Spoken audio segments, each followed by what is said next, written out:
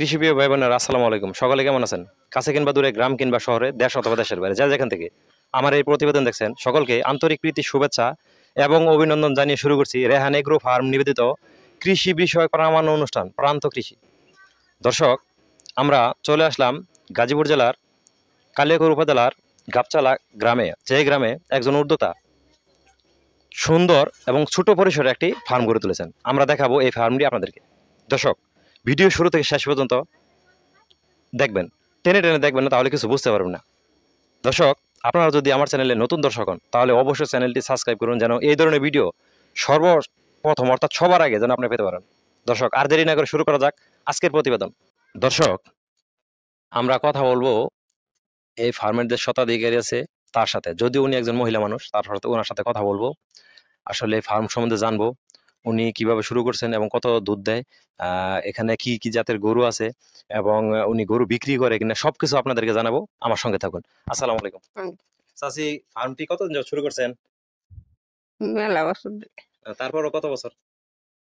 10 বছর তৈরি 10 বছর। তো এখন গরুর সংখ্যা টোটাল কত, মানে সব মিলিয়ে গরু? 7টা। 7টা। এগুলো তো সব হলস্টিন ফিজিয়ান, তাই না? হ্যাঁ এটা ওইটা গাভী তো 3টা। হ্যাঁ, টোটাল কত লিটার দুধ পাচ্ছেন? একটা 10 কেজি, একটা 5 কেজি। মানে এভাবে আর কি। আর এগুলা এই পালের আপনার পালের থেকে তো মনে হয় বাড়ছে, তাই না? হ্যাঁ, আমার পালে তিলেই বাড়ছে। আর এমনি ষাঁড় গরু আছে কয়টা? 2টা। এগুলো তো এই পালে থেকে বাড়ছে। হ্যাঁ, আর এমনি বোঝা যায় মোটামুটি আয় কেমন হয় আপনাদের ফার্ম থেকে বছরে? ভালোই আয় দেয়। ভালোই আয় হয়। তাতে করে মোটামুটি। আর দুধ কোথায় বিক্রি করেন? বান্দর মার্কেট। বান্দর মার্কেট পাঠাই দেন? হ্যাঁ। ধন্যবাদ চাচি, কারণ আপনি সঠিক কথা বলছেন, যেহেতু আপনি মহিলা মানুষ, একজন উদ্যোক্তা, তারপর আপনার সাথে কথা বললাম। আমরা আরেকটু ভিতরে দেখি গরুটা। হ্যাঁ, তো চাচা কোথায় আছে? মসজিদে গেছি। মসজিদে গেছে। দর্শক, আসলে যারা প্রবাসে থাকে বা যে দেশে থাকে, যারা বেকার বসে আছেন, আপনারা এই ধরনের ছোট করে একটা ফার্ম কিন্তু গড়ে তুলতে পারেন। কারণ একটা গরু যদি 15 থেকে 20 লিটার দুধ দেয়, 20 লিটার দুধের দাম প্রতিদিন দেখা গেছে যে প্রায় 1200 টাকা। দর্শক, একটা গরু কিন্তু প্রতিদিন খাবার খেলে সে সর্বোচ্চ 4 থেকে 500 টাকার খাবার খায়, বাকি টাকাটা কিন্তু আপনার প্রফিট। আপনি যদি এভাবে 6 মাস বা 8 মাস এরকম পেতে থাকেন, তাহলে দেখা গেছে মান্থলি একটা ভালো অ্যামাউন্ট আপনার কিন্তু আসবে। আর তাছাড়া আরেকটা ব্যাপার হলো যে এইগুলা গরু কিন্তু আপনার বাছুর হওয়ার পর 3 মাসের ভিতরে মোটামুটি হিটে চলে আসে।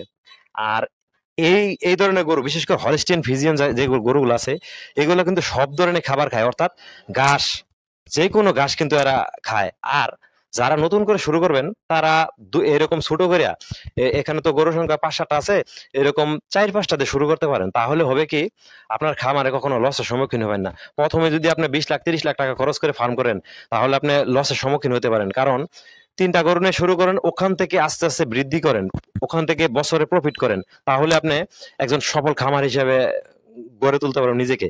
কিন্তু যদি আপনি প্রথম অবস্থায় বেশি করে গরু নিয়ে শুরু করেন, তাহলে দেখা গেছে আপনি বুঝবেন না, জানবেন না, তারপর দেখা গেছে যে আপনি লসের সম্মুখীন হতে পারেন। দর্শক, আসলে এই ধরনের গরু আপনি কোথায় পাবেন? এই ধরনের গরু কিন্তু আসলে এই ধরনের ফার্ম থেকে সংগ্রহ করা যায়। বিশেষ করে গরু ফার্ম যেখানে আছে, সে জায়গাতে আপনারা সংগ্রহ করতে পারবেন। আর হলস্টিয়ান ফিজিয়ান জাত বলেন, শাহিওয়াল বলেন বা সিন্ধি বলেন, এই 3টা জাত কিন্তু মোটামুটি এখন বর্তমানে এই 3টা জাতি কিন্তু বেস্ট চলতেছে। দেশি গরু যদি অতটা প্রফিট না, কারণ দেশি গরু আপনার দুধ দেয় কম, তারপরে বাছুরের দাম কম, আর এইগুলো দুধও বেশি দেয়, বাছুরের দাম, কারণ একটা বাছুর দুধ ছাড়ানোর পরে কিন্তু 70 থেকে 80 হাজার টাকা দাম হয়। আর আপনারা যারা নতুন শুরু করবেন, নতুন যারা উদ্যোক্তা, যারা বেকার বসে আছেন, তারা শুরু করতে পারেন। আর প্রবাস থেকে যারা দেখতেছেন আমাকে, তারাও অনেকে কমেন্ট করেন দেশে আসার পরে এই ধরনের ফার্ম করবেন। তারাও কিন্তু দেশে আসার পরে এরকম ছোট পরিসরে শুরু করতে পারেন। সেটা হোক গাভীর ফার্ম, অথবা গরু মোটা তাজাকরণ, বা বাচ্চা লালন পালন নিয়ে যদি কেউ শুরু করে, তাহলে সেটাও করতে পারেন। দর্শক, আসলে ফার্ম শুরু করার পূর্ব যে প্রস্তুতি, এগুলো কিন্তু আমার বিভিন্ন ভিডিওতে দেওয়া আছে, আপনারা একটু দেখে নেবেন। আর বিশেষ করে ভেটেরিনারি ডাক্তার, উপজেলা পশু অফিস, এখান থেকে আপনারা ছোটখাটো একটা ট্রেনিং করে তারপরে কিন্তু ফার্ম শুরু করবেন। আর এই হলস্টিয়ান ফিজিয়ান জাতটা আসলে কোনো ফার্ম থেকে সংগ্রহ করবেন, যাতে আপনারা পরবর্তীতে ভালো একটা ফার্ম গড়ে তুলতে পারেন এই জাত থেকে। দর্শক, আসলে এই গাভীগুলা কিন্তু প্রতিদিন 300 থেকে 400 টাকা কিন্তু খাবার খেয়ে থাকে। এদের খরচ কিন্তু একদম প্রতিদিন যে 800-900 টাকা তা না। কারণ আপনার দুধ বিক্রি করেন 1200 টাকা বা 1500 টাকা, আপনার এদের কিন্তু খাবে 300 থেকে 400 টাকা।